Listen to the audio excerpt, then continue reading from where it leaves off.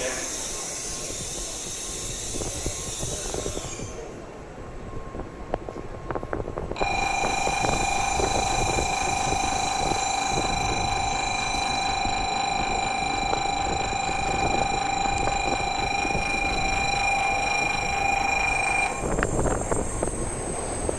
23の乗り場、到着の列車20時9を通過です。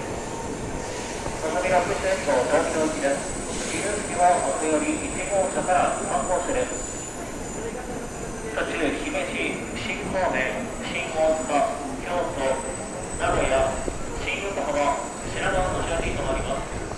岡山駅約9分遅れでの到着となります。ご利用様大変ご迷惑おかけしております。お詫び申し上げます。恐れ入りますが、降りられるお客様から先にお通しをお願いいたします。ご乗車の際は前のお客様について車内の中ほどまで立ち止まらずにお進みください。お乗り後、到着後、すぐの発車となります。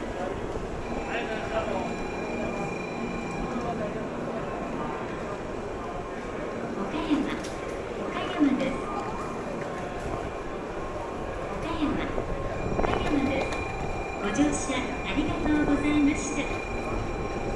のぞみのご乗車のお客様は近くの乗車口から一旦車内へお入りください。お近くのドアから車内にお入りください。